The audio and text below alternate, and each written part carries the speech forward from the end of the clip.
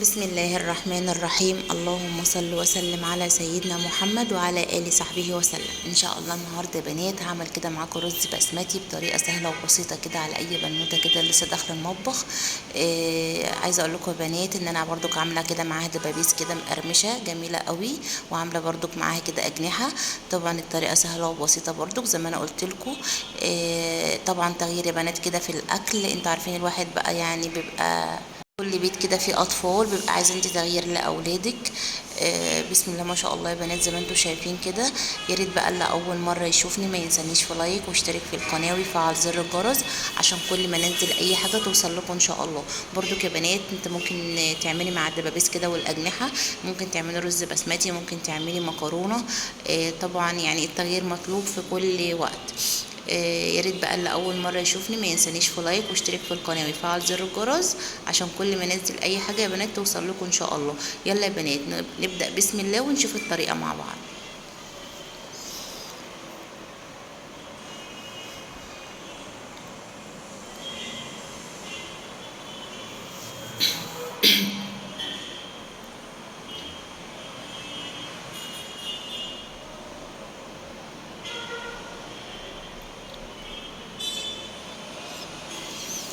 اول حاجه كده يا بنات انا جبت كده حله وحطيتها على النار. طبعا مجرد كده ما الميه غليت معايا طبعا انزل كده ببصلايه وطماطمايه وورق لورا وحبهان ورشه ملح ورشه فلفل اسمر. طبعا يا بنات احنا لازم نحيق الشوربه بتاعتنا لان طبعا دي اللي بتدي نفس طبعا بقى للفراخ او اللحمه او الدبابيس او الاجنحه. طبعا والشوربه دي طبعا بتحتاجيها في ملوخيه، في ان انت تسقي تعملي منها رز، تعملي منها محشي، ممكن تشربيها كده تعملي شوربه خضار بيها. بصوا يا بنات بسم الله ما شاء الله. طبعا يا بنات بقى على نار هاديه كده واسيبها كده لحد ما تتسلق معايا خالص. اهي الدبابيسه اهيت والاجنحه داخله على سوا. بصوا يا بنات بسم الله ما شاء الله الشوربه جميله ازاي.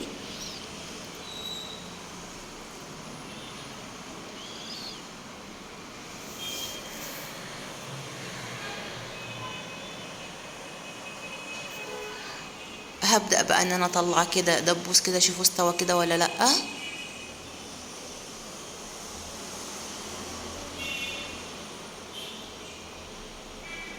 خلاص يا بنات هي ربع ساعة كده والدبابيس والأجنحة هي اتسلقت. طبعا أركنها كده على جنب ونعمل كده الرز البسمتي.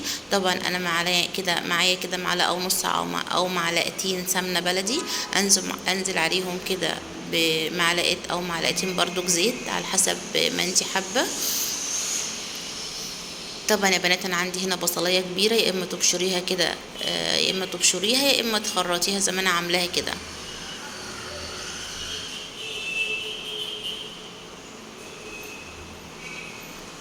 ابدا بقى يا بنات ان انا اقلب كده في البصلايه بتاعتي.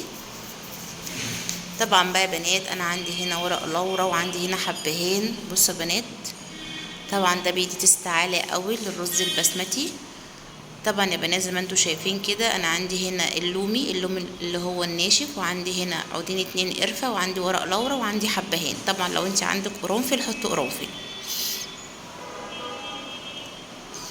ابدا بقى يا بنات من الوقت للتاني كده اقلب في المكونات بتاعتي بالبصلايه. خلاص البصلايه احمرت معايا اهيت. طبعا على حسب بقى الرز اللي عندك. انا عندي يا بنات هنا كوبايه رز كبيره، مج كبير كده. طبعا انا غسلته ونقعته كده لمده 10 دقايق او ربع ساعه. طبعا يا بنات الرز البسمتي دوت بيزيد. تمام. انزل بقى يا بنات كده بمعلقه كده ملح، وعندي هنا معلقه كركم او كاري. ابدا بقى يا بنات ان انا اقلب في المكونات دي كده.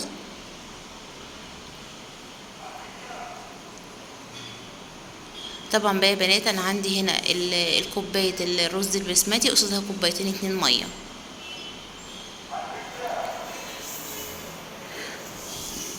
طبعا يا بنات انا بدات ان انا اشوح كده في الرز كويس عشان خاطر ما يلزقش مني في الحله. خلاص طبعا زي ما انا قلت لكم يا حبايبي ان انا كوبايه الرز البسمتي قصادها كوبايتين ميه. طبعا يا بنات بقى على نار هاديه كده اسيبه يتشرب معايا.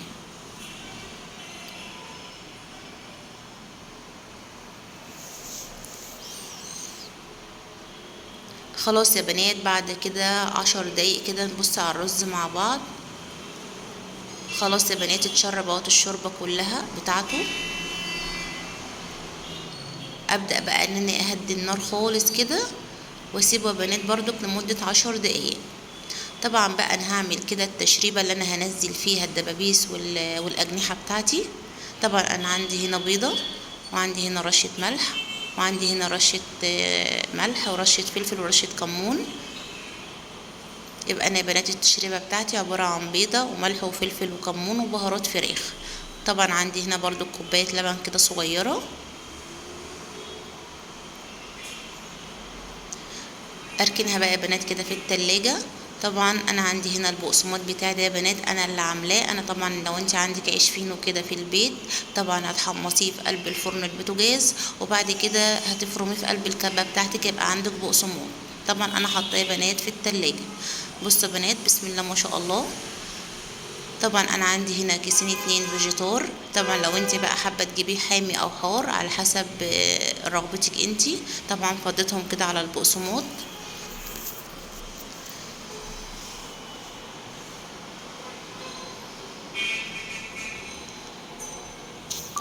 انا عندي هنا يا بنات كده كيسين 2 جبته فيجيتار بارد. طبعا انا جبت برضو كده عندي كده من الاول فيجيتار حار برضو حطيته عليه.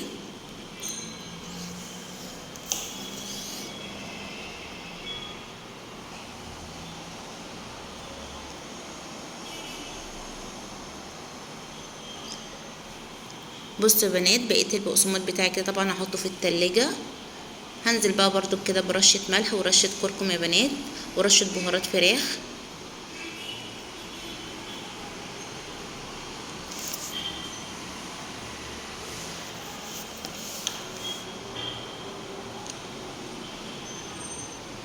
الرز خلاص اهوت يا بنات استوى خالص اهوت معايا بسم الله ما شاء الله زي ما انتوا شايفين كده. بصوا يا بنات الرز معايا اهوت رزايه من رزايه مش معجن خالص زي ما انا قلت لكم حبايبي ان كوبايه الرز قصادها كوبايتين 2 ميه. انا عايزه اقول لكم ان ريحته بسم الله ما شاء الله يا بنات جميله جدا. طبعا اللي حابه برضك تغير تعمل برضك كده جنبها برضك مكرونه. طبعا انا جبت حله كده على النار ونزلت عليها كده مجرد ما الميه غليت نزلت عليها كده بمعلقه او معلقتين زيت، ونزلت يا بنات بمعلقه ملح صغيره. طبعا بقى المكرونه اللي عندك انت هتسلقيها ايا كانت.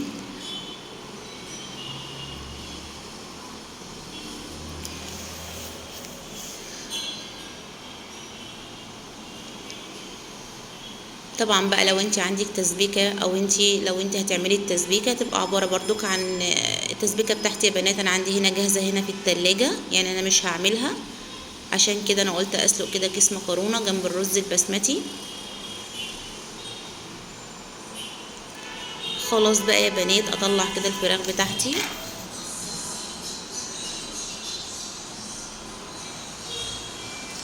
انا عايزه اقول لكم ان الشوربه يا بنات بسم الله ما شاء الله جميله جدا. رغم ان هي بتاعت دبابيس واجنحه بس بسم الله ما شاء الله. طبعا التحويجه اللي احنا حاطينها فيها حاطين فيها ملح وفلفل وحاطين فيها ورق لورا وحاطين فيها حبهان وحاطه فيها بصلايه وطماطمايه. بصراحه مديه استعاله قوي للشوربه بتاعتي. خلاص يا بنات انا شلت كده الدبابيس والاجنحه. طبعا بقى انا عندي طاسه هنا على النار حطيت كده فيها زيت. والتشريبه يا بنات اهيت احنا عاملينها مع بعض وطبعا الكفر اللي احنا هنعمل بالدبابيس والاجنحه اهوت بردك عندي البقسماط بتاعي. انزل كده بنات بالدبابيس كده في التشريبه ومنها على البقسماط. طبعا احنا محيقينه مع بعض زي ما انتوا شفتوا يا بنات. انا حاطه عليه فيجيتار حار وبارد وحاطه عليه كركم وحاطه عليه ملح وحاطه عليه بهارات فراخ. ابدا بقى ان انا اغلف كده الدبابيس بتاعتي كده يا بنات كده. طبعا بقى انا هغلفها كده كلها بنفس الطريقه. وفي نفس الوقت يا حبايبي انا حاطه طاسه الزيت على النار. تمام.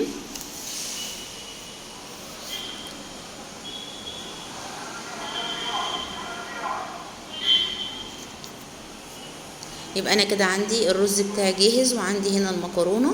طبعا يا بنات انا اخر حاجه كده بعملها الدبابيس والاجنحه.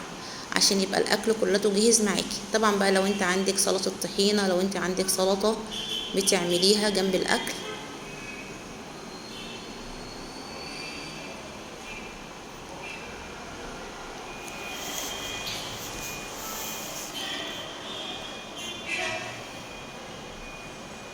بصوا يا بنات، بسم الله ما شاء الله.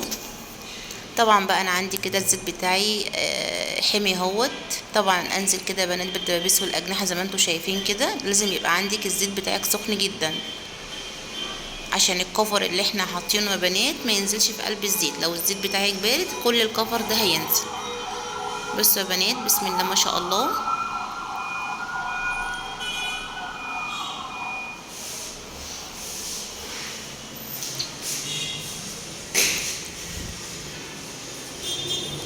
خلاص بقى يا بنات، ابدا كده ان انا اغرف الرز بتاعي.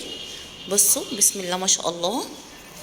طبعا لون وريحه وطعم، يعني اي حاجه بتعملها انت في البيت بصراحه بيبقى لها طعم تاني خالص عن الشارع. على الاقل حاجه انت ضمناها وانت اللي عاملاها بايديكي لاولادك ولبيتك. بصوا يا بنات، بسم الله ما شاء الله. طبعا ده كوبايه رز. انا عايزه اقول لكم ان الرز البسمتي بيزيد جدا. ابدا بقى يا بنات ان انا اقلب كده في الفراخ بتاعتي، الدبابيس والاجنحه. بصوا يا بنات، بسم الله ما شاء الله، والله اكنها كنتاكي. بصوا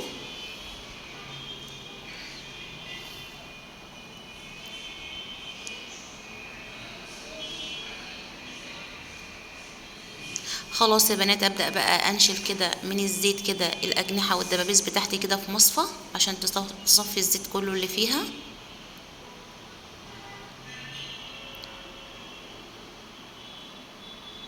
بصوا يا بنات، بسم الله ما شاء الله. انا عايزه اقول لكم ان مقرمشه جدا. طبعا كمان احنا كنا محيقين وحاطين توابل كده على الكفر بتاعها. انا عايزه اقول لكم ان الريحه والطعم جميل جدا، بسم الله ما شاء الله. بصوا يا بنات، بجد مش الاكل يفتح النفس. طبعا بقى انا عندي هنا كاتشب كده، طبعا حطيته كده للاولاد برضو. طبعا والمكرونه هي بتاعتي يا بنات خلصت اهيت معايا. زي ما قلت لكم كده ان انا سلقت كده كيس مكرونه، وكان عندي التسبيكه جاهزه بتاعت المكرونه برضو. بصوا يا بنات، بسم الله ما شاء الله. اكله هي متكامله وما خدتش مننا وقت خالص، وكل حاجه بصراحه عندك متوفره في البيت.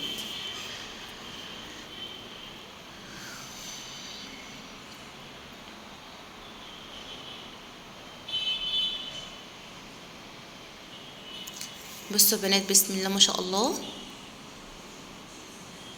طبعا الاكله دي جميله قوي. بصوا يا بنات، بسم الله ما شاء الله. طبعا الاكله ديت زي ما قلت لك هتفرحي بيها اولادك. طبعا انا باكل معاكم اهو الدبوس.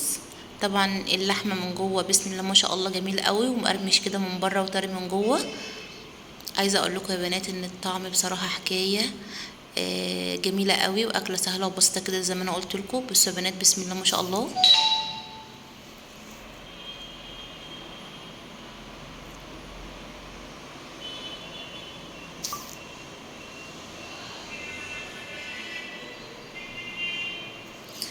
طبعا يا بنات المكرونه هي برضو جاهزه هيت معايا. بصوا يا بنات، بسم الله ما شاء الله برضو. والاجنحه هي يا بنات طبعا كريسبي خالص ومقرمشه. يا ريت بقى اللي اول مره يشوفني ما ينسانيش في لايك ويشترك في القناه ويفعل زر الجرس عشان كل ما انزل اي حاجه توصل لكم ان شاء الله. واهم حاجه يا بنات ما تنسونيش في اللايك والكومنت الجميل اللي زيكم، عشان خاطر اللايك ده هو اللي بيرفع معايا الفيديو. وبألف هنا وشفا للي شاف الطريقه وهيعمل زيها. اشوفكم في فيديو جديد ان شاء الله.